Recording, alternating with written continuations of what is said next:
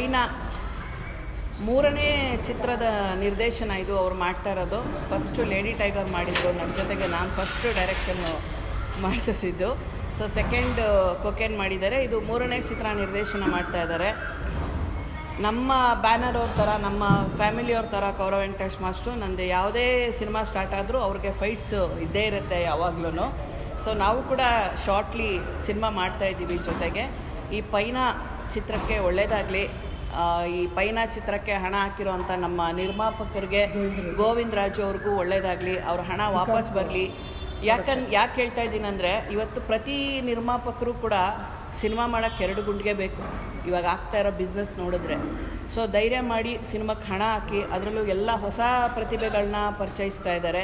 ಆ ಹೊಸ ಪ್ರತಿಭೆಗಳಿಗೂ ಸಹ ಒಳ್ಳೆಯದಾಗಲಿ, ಅವ್ರಿಗೆ ಒಂದು ಒಳ್ಳೆ ಫ್ಯೂಚರ್ ಸಿಗಲಿ ಅಂತ ನಾನು ಆಶಿಸ್ತೀನಿ.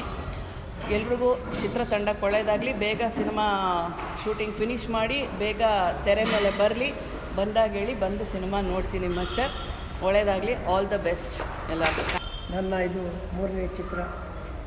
ನಾನು ಮೇಡಮ್ ಅವ್ರನ್ನ ಒಂದು ಮಾತು ಕೇಳಿದ್ದೆ, ಯಾಕೆಂದರೆ ಆಷಾಢ ಇರೋದ್ರಿಂದ ನೆಕ್ಸ್ಟ್ ವೀಕ್ ಮಾಡೋಣ ಅಂತೆಲ್ಲ ಪ್ಲ್ಯಾನ್ ಮಾಡಿದ್ವಿ.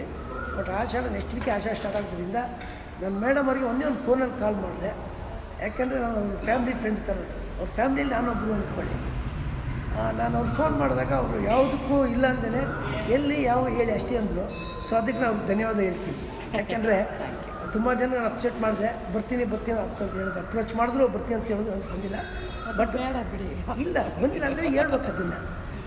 ನನ್ನ ಒಂದು ಮಾತಿಗೆ ಬೆಲೆ ಕೊಟ್ಟು ಇಷ್ಟು ದೂರ ಬಂದಿರೋದಕ್ಕೆ ಅವ್ರು ನಾನು ತುಂಬ ಋಣ ಆಗಿರ್ತೀನಿ. ಸೊ ಪೈನಾ ಸಿನಿಮಾ ಇದು ಒಂದು ಆರ್ಆರ್ ಸಿನಿಮಾ. ನಮ್ಮ ಡಾಕ್ಟರ್ ಲೀಲಾ ಮೋಹನ್ ಅವರು ಇಂಟ್ರೊಡಕ್ಷನ್ ಅಂದರೆ ನಾನು ಇಂಟ್ರೊಡಕ್ಷನ್ ಮಾಡಬೇಕಾಗಿಲ್ಲ, ಆಡಿ ಇಂಟ್ರೊಡಕ್ಷನ್ ಆಗಿಬಿಟ್ಟಿದ್ದಾರೆ. ನಾಯಿದು ಎಚ್ಚರಿಕೆ ಅನ್ನೋದು ಇಂಟ್ರೊಡಕ್ಷನ್ ಆಗಿದ್ದಾರೆ. 3-4 ಸಿನಿಮಾದಲ್ಲಿ ಮಾಡಿದ್ದಾರೆ. ಹಾಗೆಯೇ ಕೊಕೇನ್ ಸಿನಿಮಾದಲ್ಲೂ ಒಂದು ಒಳ್ಳೆ ಕ್ಯಾರೆಕ್ಟರ್ ಮಾಡಿದ್ದಾರೆ. ಸೊ ಇದರ ಇಂಟ್ರೊಡಕ್ಷನ್ ಸುರಾಗ್ ಅಂತ ಇನ್ನೊಂದು ಹುಡುಗನ ಇಂಟ್ರೊಡಕ್ಟ್ ಮಾಡ್ತಾಯಿದ್ದಾರೆ. ಸುರಾಗ್ ಅಂತ ಅವನು ಇದರಲ್ಲಿ ನಾಯಕನಾಗಿ ನಾಟಕ ಮಾಡ್ತಿದ್ದಾರೆ. ಸೊ ಆಮೇಲೆ ನಮ್ಮ ಹೀರೋಯಿನಿಯಾಗಿ ದೇವ ಇವರೇ ತೃಪ್ತಿ ಅಂತ. ನೀವು ರಿವೀಲ್ ಮಾಡಬಾರ್ದು ಯಾರು ಏನು ಎಲ್ಲ ಇನ್ನೊಂದು ಹೇಳಿದೆ, ಅವರು ದೇವ, ಅವರು ಮಧು ಅಂತ, ಎಲ್ಲರೂ ದೆವ್ವ ಅಂತ ಹೇಳ್ಬಿಡಿ ಹೋಗಲಿ ಒಟ್ಟಿಗೆ. ಸೊ ಇದು ಆರ್ಆರ್ ಕಂಟೆಂಟು. ಒಂದು ಪೈನ ಅಂದರೆ ಅದು ಎಲ್ಲರೂ ಕನ್ಫ್ಯೂಸಲ್ಲಿದ್ದಾರೆ. ಪೈನ ಅಂದರೆ ಏನು ಅಂತ. ಪೈನ ಅಂದರೆ ಮಗು ಮೇಲೆ ಕಥೆ ಆಗುತ್ತೆ. ಸೊ ಮಗುವಿಂದನೇ ಕತೆ ಸ್ಟಾರ್ಟ್ ಆಗಿ ಕೊನೆಗೆ ಏನಾಗುತ್ತೆ ಸಿನಿಮಾ. ಇದು ಇವತ್ತಿನ ಶುರು ಆಗಿ ಒಂದೇ ಶೂಟಲ್ಲಿ ಮುಗಿಸ್ತಾ ಇದ್ದೀವಿ. ಯಾವುದನ್ನು ನಾನು ಮಾಡಿ 3 years ಆಯಿತು. ಹೌದು. ಬಟ್ ಎಲ್ಲ ಇದು ಸ್ವಲ್ಪ CG ಸಿನಿಮಾದಲ್ಲಿ ಜಾಸ್ತಿ ಇದೆ. ತುಂಬ ರೆಸಿಪಿ ಪ್ರಿಪ್ರೇಷನ್ ಮಾಡ್ಕೊಂಡು ಮಾಡ್ತಾಯಿದ್ದೀವಿ. ಸೊ ಇದರಲ್ಲಿ ಅಯೋರಾಜ್ ಭಟ್ರು, ಸಾಧು ಕೋಕಿಲ, ರಂಗಣ್ಣರು ಮಾಡ್ತಿದ್ದಾರೆ. ಸೊ ಅವನ್ನೆಲ್ಲ ನಾನು ಡೇಟ್ಗಳು ತೊಗೊಂಡಿದ್ದೀನಿ. ಅವನ್ನೆಲ್ಲ ಓಕೆ ಆಗಿದ್ದಾರೆ. ಸೊ ಅವ್ರದ್ದು ನೆಕ್ಸ್ಟ್ ಶೆಡ್ಯೂಲ್ ಅಂದರೆ 1ನೇ ತಾರೀಕಿನ ನಾನು ಡೇಟ್ ಮಾಡಿದ್ದಾರೆ. ಸೊ ಈಗ ಹೀರೋಯಿನ್ ಏನಿದೆಯೋ ಅದನ್ನು ಶೂಟ್ ಮಾಡ್ಕೊಂಡು sir Chikkamagaluru shooting Bengaluru. So ಇದು ಕಂಟೆಂಟ್ ತುಂಬ ಚೆನ್ನಾಗಿತ್ತು. ಅಂದರೆ ಆ ಒಂದು ಮಗು ಮೇಲೆ ಹೋಗೋ ಕಂಟೆಂಟು. ಸೊ ಎಲ್ಲರೂ ಮಾಡಿರ್ತಾರೆ, ಬಟ್ ಇದು ಮಗುವಿಂದ ಆಗೋ ಕಂಟೆಂಟಿಂದ ಸೊ ತುಂಬ ಕತೆ ಇದಾಗಿರೋದ್ರಿಂದ ಅದನ್ನು ಇಷ್ಟಪಡ್ತೀನಿ. ಇದೇ ಮಗು. ನನ್ನ ಹೆಸರು ಡಾಕ್ಟರ್ ಲೀಲಾ ಮೋಹನ್ ಅಂತ ಹೇಳಿ. ನಿಮ್ಗೆ ಆಲ್ರೆಡಿ ಎಲ್ಲರಿಗೂ ಗೊತ್ತಿರುತ್ತೆ ಅಂತ ಅಂದ್ಕೊತೀನಿ. ನಾನು ತುಂಬ ಪ್ರೆಸ್ ಮೀಟ್ಗಳು ಇದನ್ನೇ ಹೇಳ್ತಾ ಇರ್ತೀನಿ. ಸೊ ಮತ್ತೆ ಪರಿಚಯ ಆಗಲಿ ಅಂತ. ಆಮೇಲೆ ಮೊದಲನೇದಾಗಿ ನಿಮ್ಮ ಅಮೂಲ್ಯವಾದ ಸಮಯನ ನಮ್ಮ ಜೊತೆ ನೀವು ಇವತ್ತು ಸ್ಪೆಂಡ್ ಮಾಡ್ತಾ ಇರೋದು ತುಂಬ ಧನ್ಯವಾದಗಳು. ಸ್ವಲ್ಪ ತಡ ಆಯಿತು ಅಲ್ವಾ ಮಾಸ್ಟರ್, ಸ್ವಲ್ಪ ಲೇಟ್ ಆಯಿತು, ದಯವಿಟ್ಟು ಕ್ಷಮೆ ಇರಲಿ.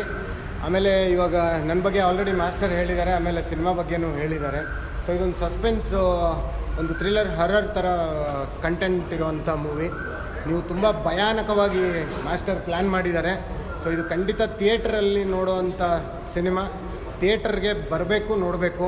ಈಗ ಮೊಬೈಲಲ್ಲಿ ನೋಡೋದು ಅದು ಅಷ್ಟು ಎಫೆಕ್ಟ್ ಕಾಣಲ್ಲ ಅಂತ ನನಗೆ ಅನಿಸುತ್ತೆ. ಏನು ಮಾಸ್ಟರ್, ಇವಾಗ OTT ಅಂದರೆ ಈಗ ನಮಗೆಲ್ಲ ಗೊತ್ತಿದೆ. ಈಗ OTT ಅಂದರೆ ಇವಾಗ ಆಲ್ಮೋಸ್ಟ್ ಎಲ್ಲ ಮೂವೀಸು OTTಯಲ್ಲಿ ರಿಲೀಸ್ ಆಗೋದ್ರಿಂದ ಥಿಯೇಟ್ರಿಗೆ ಯಾರೂ ಬರ್ತಾ ಇಲ್ಲ. ನಮ್ಮ ಕನ್ನಡ ಸಿನಿಮಾ ಗೆಲ್ತಾ ಇಲ್ಲ. ಸೊ ಕನ್ನಡ ಸಿನಿಮಾನ ಉಳಿಸ್ಬೇಕು. ನಾವು ಕರೆಕ್ಟಾಗಿ ಕಂಟೆಂಟ್ ಪ್ಲ್ಯಾನ್ ಮಾಡಿ ತೆಗೆದ್ರೆ ನೀವೆಲ್ಲನೂ ಬರ್ತೀರಾ ಅಂತ ನಮಗೆ ಗೊತ್ತು. ನಮ್ಮ ಕನ್ನಡ ಜನ ಯಾವತ್ತೂ ನಮ್ಮನ್ನು ಬಿಡೋದಿಲ್ಲ. ಸಿನಿಮಾಗೆ ಯಾವತ್ತೂ ಸಪೋರ್ಟ್ ಮಾಡೇ ಮಾಡ್ತಾರೆ. ಪರಭಾಷೆ ಚಿತ್ರಗಳು ನೋಡಿದ್ರೂ ಕೂಡ ನಮ್ಮ ಕನ್ನಡ ಸಿನಿಮಾನ ಯಾವತ್ತೂ ಯಾರೂ ಬಿಟ್ಟಿರಲಿಲ್ಲ. ಸೊ ಹಾಗಾಗಿ ನಮ್ಮ ಕನ್ನಡ ಸಿನಿಮಾನ ಈಗ ಯಶ್ ಅವರು ಹೇಳ್ದಂಗೆ ಪ್ಯಾನ್ ಇಂಡಿಯಾ ಅಲ್ಲ, ಪ್ರಪಂಚದಲ್ಲೇ ಕರ್ಕೊಂಡು ಹೋಗಬೇಕು, ತೊಗೊಂಡು ಹೋಗಬೇಕು ಅನ್ನೋ ಲೆವೆಲ್ಗೆ ನಾವು ಸಿನಿಮಾಗಳನ್ನ ತೆಗಿಬೇಕು. And we will plan it according to that also. ಆಮೇಲೆ ಇನ್ನೊಂದು ಏನಂತಂದರೆ, ಇವಾಗ OTT ಸೀರೀಸಲ್ಲಿ ತುಂಬ ಜನ ಇವಾಗ ಪ್ಯಾಷನೇಟ್ ಅಂದರೆ ಇವಾಗ ಕೊರಿಯನ್ ಮೂವೀಸ್ ಅಂತ ಹೇಳ್ತಾರೆ. ಸೊ ಅದೇ ಥರ ನಮ್ಮ ಕನ್ನಡ ಮೂವೀಸನ್ನು ಇಡೀ ಪ್ರಪಂಚನೂ ನೋಡಬೇಕು. ಯಾವ ಮೂವಿ ಅಂದರೆ ಕನ್ನಡ ಮೂವಿ ಅಂತ ಹೇಳಬೇಕು. ಈಗ ಯಾವ ಥರ ಇವಾಗ ಕೊರಿಯನ್ ಮೂವೀಸ್ ಅಂತ ಹೇಳ್ತೀವಿ ಅಂತ. ಆಮೇಲೆ ಮೂವಿ ಮ್ಯಾಟರ್ಗೆ ಬಂದಾಗ ನಮ್ಮ Chirag is new entry, but is very well prepared. Master ತುಂಬ ಟ್ರೈನಿಂಗ್ ಕೊಟ್ಟಿದ್ದಾರೆ. ಆಲ್ರೆಡಿ ಫೈಟ್ ಮಾಸ್ಟರ್ ಆಗಿರೋದ್ರಿಂದ ಫೈಟು ಕೂಡ ಹೇಳ್ಕೊಟ್ಟಿದ್ದಾರೆ ಅಂತ ಕೇಳ್ಪಟ್ಟೆ. ಆಮೇಲೆ ಮಧುಶ್ರೀ, ಆಮೇಲೆ ನಮ್ಮ ಗೋವಿಂದ್ ಸರು, ಇವರಿಲ್ಲ ಅಂದರೆ ನಮ್ಗೆ ಯಾರೂ ಇಲ್ಲ. ನೋಡಿ ಇಲ್ಲಿ ನೋಡಿ ನಮ್ಮ ಸರ್ ಇಲ್ಲ ಅಂದರೆ ಯಾರೂ ಇಲ್ಲ. ಆಮೇಲೆ master is a back support for us. Master, ಆಮೇಲೆ ತೃಪ್ತಿ, she is a very passionate girl. ಆಮೇಲೆ ಮಾಸ್ಟರ್ ನನಗೆ ತುಂಬ ವರ್ಷದಿಂದ ಪರಿಚಯ, ಆಲ್ಮೋಸ್ಟ್ 7-8 ವರ್ಷದಿಂದ ಪರಿಚಯ ಮಾಸ್ಟರ್ ನನಗೆ. ನಾವು ಮೊದಲಿಂದ ಕೂಡ ನಾನೇ ಹೀರೋ ಮೇಡಮ್, ನಾನು ಮತ್ತು ನಮ್ಮ ಚಿರಾಗ್. ಪಾತ್ರದ ಬಗ್ಗೆ ಅಂದರೆ ಇವಾಗ ಅದನ್ನು ಮಾಸ್ಟರ್ ಹೇಳಿದ್ರೇ ಚೆನ್ನಾಗಿರುತ್ತೆ ಅಂತ, ಯಾಕಂದರೆ ಬಿಕಾಸ್ ಈಸ್ ದ ಡೈರೆಕ್ಟರ್. ನಾನು ಹೇಳೋದಕ್ಕಿಂತನೂ ಮಾಸ್ಟರ್ ಹೇಳಿದ್ರೆ ಚೆನ್ನಾಗಿರುತ್ತೆ ಅಂತ ಅಂದ್ಕೊಳ್ತೀನಿ. ಪಾತ್ರ ಬಂದು ಸಸ್ಪೆನ್ಸ್, ಯಾಕೆಂದರೆ ಇದರಲ್ಲಿ ಇಬ್ಬರು ನಾಯಕರಿಂದ ಸೊ ಯಾರು ಡೆವಿಲ್ ಇಲ್ಲ ಅನ್ನೋದೇ ಕನ್ಫ್ಯೂಷನ್ ಇರುತ್ತೆ. ಬಟ್ ಸಿನಿಮಾ ನೋಡಿದಾಗ ನಮ್ಗೆ ಗೊತ್ತಾಗುತ್ತೆ ಆ್ಯಕ್ಚುಲಿ ಈಸ್ ಎ ಡೆವಿಲ್, ಯಾಕಂದರೆ ಇಬ್ಬರು ಹೀರೋ ಇರೋದ್ರಿಂದ ನಾನು ಸೊ ಇಬ್ಬರು ಹೀರೋಗೂ ಒಳ್ಳೆ ಪ್ರಿಫರೆನ್ಸ್ ಕೊಟ್ಟಿದ್ದೀನಿ. ಇವ್ರು ಜಾಸ್ತಿ ಅವ್ರು ಕಮ್ಮಿ ಇಲ್ಲ, is A equal character. So ಅದು ಸಸ್ಪೆನ್ಸ್ ಆಗಿಟ್ಟಿದೆ. ಹೌದು, ಎರಡು ಪಾತ್ರ ಇದೆ. ಇಲ್ಲ, ನಾನು ತೆಲುಗು ಕನ್ನಡ ಮಾಡ್ತಾ ಇದ್ದೀನಿ. ಇದು ತೆಲುಗು ಕನ್ನಡ 2 ಲ್ಯಾಂಗ್ವೇಜಲ್ಲಿ ಮಾಡ್ತಾ ಇದ್ದೀನಿ. Not is a college student, is a family. ಅಂದರೆ ಒಂದು ಹೆಂಡತಿ ಗಂಡ, ಒಂದು ಲವರು, ಹುಡುಗ ಹುಡುಗಿ. ಸೊ ಬಂದಾಗ ಆ ಮನೇಲಿ ಏನು ನಡೆಯುತ್ತೆ ಅಂದರೆ ಹೆಸರು ಗೋವಿಂದರಾಜು, DSS ಲೀಡರ್ ಗೋವಿಂದರಾಜ್ ಅಂತಾರೆ, ದೇವನಹಳ್ಳಿ. ಮಾಸ್ಟರ್ ಹತ್ರ ನನಗೆ 15 ವರ್ಷ, 14 ವರ್ಷ, 2007ರಲ್ಲಿ ಬಂದೆ. ನಾನು ಹೆಂಗೆ ಬಂದಿರೋದಂದರೆ, ಒಂದು ಕ್ಲಾಸ್ ಆಗಿ ಅವ್ರ ಫೈಟ್ ಮಾಸ್ಟರ್ ಆಗಿ ನಾನು ಕ್ಲಾಸ್ ಒಂದು ಶಿಷ್ಯನ ಥರ ಬಂದೆ. ನಾನು ಶಿಷ್ಯನ ಥರ ಬಂದಿರೋ ಇವ್ರ ಮಟ್ಟಿಗೆ ತೊಗೊಂಡು ಪ್ರೊಡ್ಯೂಸರ್ ಆಗಿದೆ ಅಂದರೆ ಅದು ದೇವ್ರ ಕೃಪೆ, ಆಯಿತಾ. ಇವ್ರು ಮೀಟ್ ಆಗಿರೋದು 10 ವರ್ಷ 15 ವರ್ಷ ಆಯಿತು ಮೀಟ್ ಆಗಿ. ನಾನು ಕ್ಲಾಸ್ ಮಾಡಿಸ್ಕೊಂಡು ಒಂದು 2 ವರ್ಷ ಇವ್ರ ಅನುಭವ ಮಾಡಿಸ್ಕೊಂಡು ಫೈಟಿಂಗ್ ಅಂತ ಕಲ್ತ್ಕೊಂಡು ಒಂದು 2 ಸಿನಿಮಾಗೆ ಇದು ಮಾಡಿದ್ದಲ್ಲ ವರ್ಷ, 2 ಸಿನಿಮಾಗೆ ಇಂಟ್ರೂಟ್ ಮಾಡಿಸಿದ್ರು ಅವಾಗ 2007ರಲ್ಲಿ. ಅವರು ಶಿಷ್ಯನಾಗಿ ಇವಾಗ ಪ್ರೊಡ್ಯೂಸರ್ ಮಾಡಿದ್ದಾರೆ. ತುಂಬ ಧನ್ಯವಾದಗಳು. ಆದರ್ ಫಿಲಮ್ ಅಂದ್ಬಿಟ್ಟು ಚೆನ್ನಾಗಿದೆ, ಫೈನಲ್ ಫಿಲಮ್ ಚೆನ್ನಾಗಿದೆ. ಸ್ಟೋರಿ ಎಲ್ಲ ತೊಗೊಂಬಂದು ನೋಡಿದ್ದೀನಿ, ಎಲ್ಲ ಸ್ಟೋರಿ ಎಲ್ಲ ನೋಡಿ ಎಲ್ಲ ಓದಿದ್ದೀನಿ. ಚೆನ್ನಾಗಿದೆ ಮಾಸ್ಟರ್, ಮಾಡೋಣ ಅಂತ ನಾನೊಂದು 2-3 ತಿಂಗಳಿಂದ ಬ್ಯಾಕಲ್ಲಿ ಹೇಳಿದ್ದೆ. ಅವ್ರು ಈ ಫಿಲಮ್ ಈ ಫಿಲಮ್ ಸ್ಟೋರಿ ಮಾಡಬೇಕಂತಂದರೆ ಎಲ್ಲ ಥರ ಸಿಚುವೇಶನ್ನು, ಎಲ್ಲ ಕಡೆ ಏನೇನು ಆಗ್ತಿದೆ, ಫೈನಲ್ ಫಿಲಮ್ ದೆವ್ವ ಫಿಲಮ್ಗಳೆಲ್ಲ ಬಂದು ಅಲ್ಲಿ ಸ್ಟೋವ್ ಬಂದು ಹೋಗ್ಬಿಟ್ಟಿದ್ದಾವೆ. ಇದೊಂಥರ ಲೇಟೆಸ್ಟ್ ಚೆನ್ನಾಗಿದೆ. ಒಂದು ಮಗುವಿಂದ ಹೆಂಗಿದೆ ಅಂದರೆ ಫಿಲಮ್ಮು ಸೂಪರ್ ಎಂಟರ್ಟೈನ್ಮೆಂಟ್ ಚೆನ್ನಾಗಿದೆ.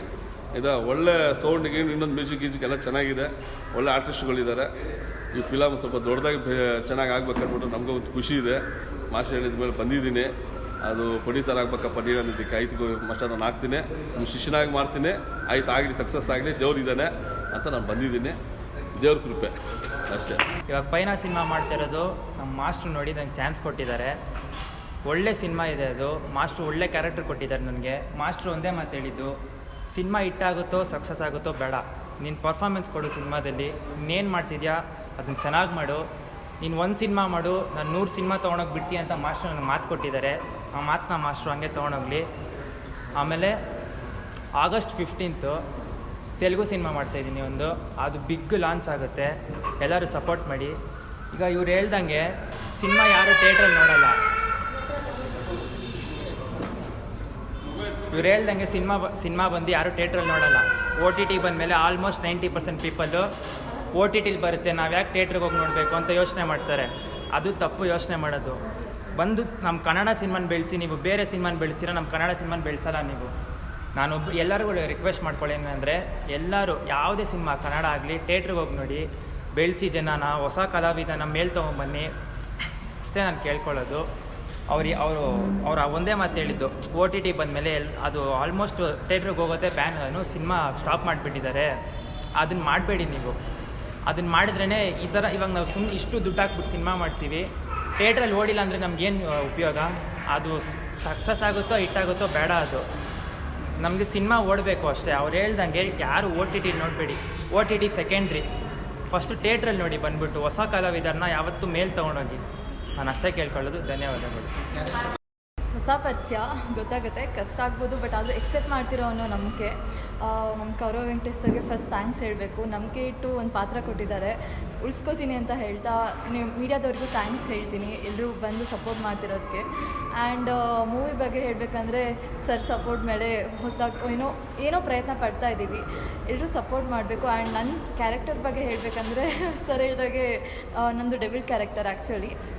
ಸೊ ಸ್ಕ್ರೀನ್ ಮೇಲೆ ಹೇಗೆ ಕಾಣಿಸ್ತೀನಿ ಏನು ಅಂತ ನೀವು ಥಿಯೇಟ್ರಿಗೆ ಬಂದೇ ನೋಡಬೇಕು. ಯಾರು O T T okay, but still piracy ಎಲ್ಲ ಮಾಡಬೇಡಿ ಅಂತ ಹೇಳ್ತಾ ಕನ್ನಡ ಚಿತ್ರರಂಗನ ಉಳಿಸಿ. ಯಾ, ಥ್ಯಾಂಕ್ ಯು. ನನ್ನ ಹೆಸರು ಮಧುಶ್ರೀ ಅಂತ. ಇದು ನಂದು ಹೀರೋಯಿನ್ ಆಗಿ 2ನೇ ಸಿನಿಮಾ. ಮಾಸ್ಟರ್ ನನಗೆ 3 ಇಯರ್ಸಿಂದ ಗೊತ್ತು. ಯಾವುದೋ ಒಂದು ಸಿನಿಮಾದಲ್ಲಿ ಒಂದು ಚಿಕ್ಕ ಕ್ಯಾರೆಕ್ಟರ್ ಮಾಡಿದ್ದೆ, ಅಲ್ಲಿ ಮಾಸ್ಟರ್ ಕಣ್ಣಿಗೆ ಬಿದ್ದೆ. ಇದು ಸರ್ ಹೇಳಿರೋದ್ರಿಂದ ನನಗೆ ಮಾಸ್ಟರ್ 2ನೇ ಸಿನಿಮಾ. ದಯವಿಟ್ಟು ಏನು ರಿಕ್ವೆಸ್ಟ್ ಮಾಡೋದಂತ ಅಂದರೆ ಹೊಸ ಕಲಾವಿದ್ರನ್ನ ಬೆಳೆಸಿ, ಮತ್ತು ಥಿಯೇಟರ್ಗೆ ಬಂದೇ ಸಿನಿಮಾ ನೋಡಿ. ತುಂಬ ಭಯ ಆಗ್ತಿದೆ ಸಿನಿಮಾ ಇಂಡಸ್ಟ್ರಿ. ನನ್ನ ಕನ್ನಡ ನೆನೆಸ್ಕೊಂಡ್ರೆ ನಾವೆಲ್ಲ ಏನೇನೋ ಕನಸು ಕಟ್ಕೊಂಡು ಬಂದಿರ್ತೀವಿ ಹೊಸಬ್ರಾಗಿ.